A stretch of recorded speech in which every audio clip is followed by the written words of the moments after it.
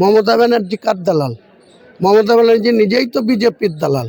আমি লড়তে যখন নেমেছি তৃণমূলের সরকারের শেষ দেখে ছাড়বো এবং এদের পরাজয়।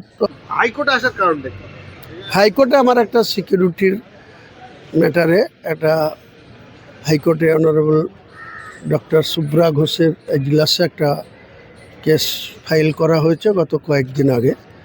সেটা যাতে মেনশন করা হয়েছে যাতে কেসটা তাড়াতাড়ি উঠে। আমার সিকিউরিটিটা অত্যন্ত ইম্পর্টেন্ট আছে, কারণ রাজ্য সরকারের যে প্রশাসন এত ঢিলামি করছে। আমার আগে 6 জন ছিল, 3 জন তুলে নিয়েছিল আগেই, আবার 3 জন ছিল, আবার একজনকে তুলে নিয়েছে। 2 জনকে যারা রেখেছে তারা একদম আনটেন্ড, তারা সিকিউরিটির যোগ্যই না, মানে নাম কষ্টে দিয়ে রেখেছে। তারা আমি যেখানে থাকছি তার 10 মিটার দূরে দূরে থাকছে, তাহলে সিকিউরিটির কি মানে হয়? তো এই ধরনের পরিস্থিতিতে আমি আশঙ্কা করছি যে আমাকে তো থ্রেড আছেই বাবরি মসজিদ স্থাপন করার জন্য। ইউপি থেকে শুরু করে এই রাজ্যের বাইরে এবং রাজ্যের অভ্যন্তরেও কিছু মানুষ আমারকে থ্রেড করছে, এবং ইউপি, মহারাষ্ট্র এসব জায়গা থেকে ডাইরেক্ট থ্রেড করছে যে আমাকে মেরে ফেলা হবে, খুন করা হবে। কেউ আমার মাথার দাম দিচ্ছে 1 কোটি টাকা, যে শিরচ্ছেদ করে আনতে পারলে 1 কোটি টাকা পুরস্কার দেওয়া হবে। তো এই মুহূর্তে ভারতবর্ষের সংবিধানে অনেক বিজেপির এমএলএ থেকে শুরু করে বিজেপির ছোট বড় মেজর সেজো নেতা তারা সেন্ট্রাল ফোর্স সিকিউরিটি পাচ্ছে। তো আমরা কেন পাবো না? তাই আমরা অনারেবল হাইকোর্টের কাছে এই ব্যাপারে একটা রিট পিটিশন ফাইল করেছি। তার যত তাড়াতাড়ি যাতে ব্যাপারটা নিষ্পত্তি হয়। যদিও আজকে হওয়ার সম্ভাবনা ছিল, আমার যা মনে হলো আজকে হবে না, কারণ আজকে এখনও জাজ সাহেবরা বসেননি। প্রধান বিচারপতি ওথ চলল, তারপরে যদি 1-2 ঘন্টার জন্য জজ সাহেবরা বসেন হলে হবে, নাহলে আগামী দিনে সোমবার যেতে হয় এটাই। আপনি যখন তৃণমূলে ছিলেন তখন আপনার সিকিউরিটি পুরোপুরি ছিল। আপনি যখন দল থেকে আপনাকে সাসপেন্ড করা হলো তখন একের পর এক সিকিউরিটি তুলে নেওয়া হলো, এটা কেমন দেখছেন? কি আর বলবো, এটা স্বাভাবিক ব্যাপার। এদের যাদের সঙ্গে যাদের সরাসরি অর্থনৈতিক যোগ আছে এবং যারা এদের সরকারের হয়ে তোলাবাজি করে এদেরকে পয়সা পাঠায়, তাদের অনেক প্রোটেকশন দেয়। আপনি যেমন ফলতাজ জাহাঙ্গীর খান, তার কতগুলো সিকিউরিটি আছে দেখুন, সে কী লেভেলের নেতা দেখুন। একটা জেলা পরিষদের কর্মধ্যক্ষ, তার 8 জন 10 জন 12 জন সিকিউরিটি, 2টো সিকিউরিটির গাড়ি। আর আমরা থ্রেড খাচ্ছি, আমাদের গো ব্যাক খাচ্ছি হুগলিতে নামাজ পড়তে গিয়ে। হ্যাঁ, সিঙ্গুরে বিশ্ব ইজতেমায় নামাজ পড়তে গিয়ে আমাদেরকে গো ব্যাক বলা হচ্ছে। এখানে ব্রিগেডে ময়দানে আমরা ময়দান দেখতে এসছি, সেখানে আমাদেরকে এই ববি হাকিমের গুন্ডা তৃণমূলের তারা বলছে মহল খারাপ করছে, বিজেপির দালাল। মমতা ব্যানার্জি কার দালাল? মমতা ব্যানার্জি নিজেই তো বিজেপির দালাল।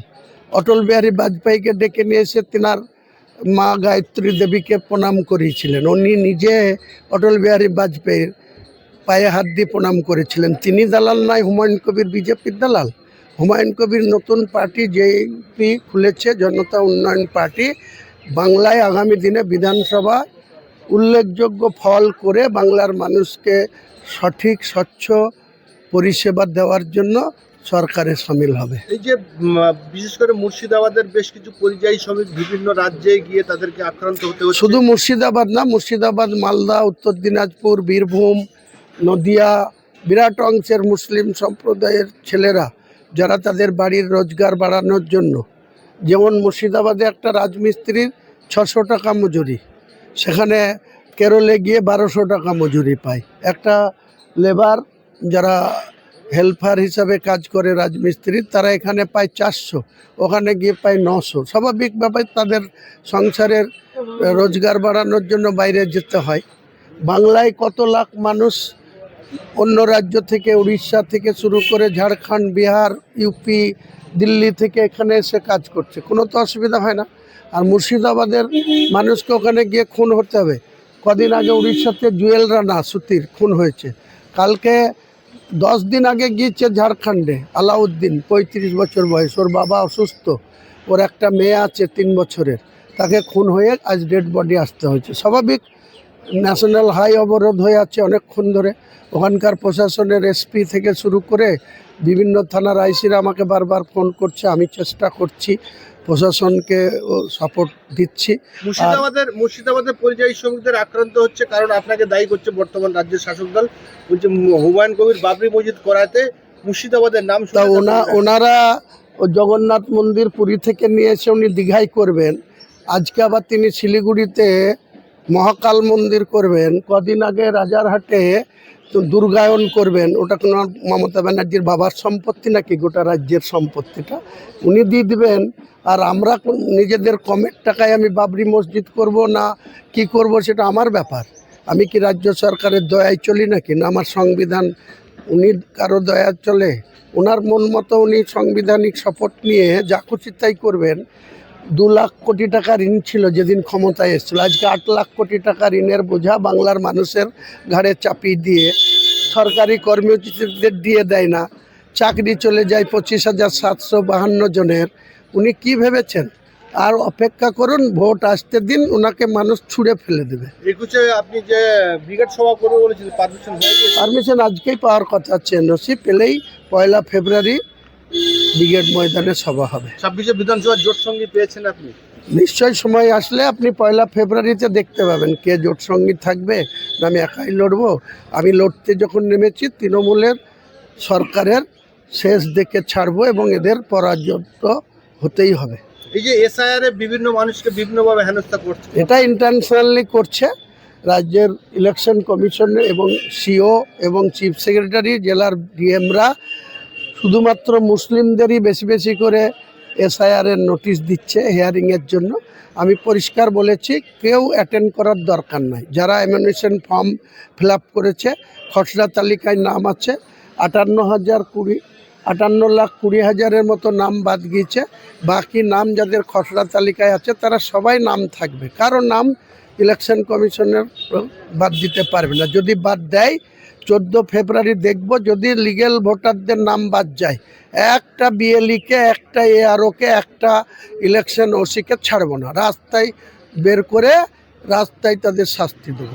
শেষ প্রশ্ন করতে দাদা, ফুরফুরা শরীফে গিয়েছিলেন, আমরা দেখেছি মিডিয়ার মাধ্যমে, সেখানে ইব্রাহিম সিদ্দিকীর সঙ্গে দেখা করলেন, সাফিরি সিদ্দিকীর সঙ্গে দেখা করলেন, আব্বাস সিদ্দিকীর সঙ্গে সম্ভবত দেখা করেছেন, কিন্তু নওশাদ সিদ্দিকীর সঙ্গে দেখা হয়নি। না, আমি আব্বাস ভাইজানের সঙ্গে দেখা হয়নি। আমার সাথে মূলত সাবিরি সিদ্দিকীর সঙ্গেই কথা হয়েছিল।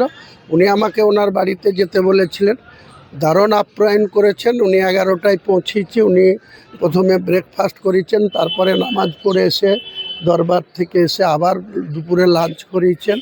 আমি ওখানে ইব্রাহিম সিদ্দিকী সাহেবের কাছে দোয়া নিতে গিয়েছিলাম। উনি আমাকে যথেষ্ট দোয়া করেছেন এবং আমাদের দোয়া করবেন বলে আশ্বস্ত করেছেন। আমি অত্যন্ত কৃতজ্ঞ ইব্রাহিম সিদ্দিকী এবং সাবিরি সিদ্দিকী সাহেবের কাছে। এছাড়াও আমি তোহা সিদ্দিকী হুজুরের বাড়ি গেছিলাম, তখন তিনি রাত্রি জাগা ছিলেন, ঘুমাচ্ছিলেন, তাই দেখা হয়নি। বাকি আমি নওশাদ এবং আব্বাস ভাইজানের বাড়িও গেছিলাম। ওনারা নামাজের টাইম, সেই সময় আমাকেও নামাজ পড়ার সময় হয়ে গেছিলো, ওনাদেরও নামাজ পড়ার, তাই দেখা হয়নি। এ নিয়ে কোনো আলাদা গল্প করার কোনো প্রয়োজন নেই। 26-এ বিধানসভা নিয়ে নওশাদের সাথে কোনো রকম আলোচনা? আমি এই ব্যাপারে আপনাকে কিছু বলবো না, সময় দেখতে পাবেন।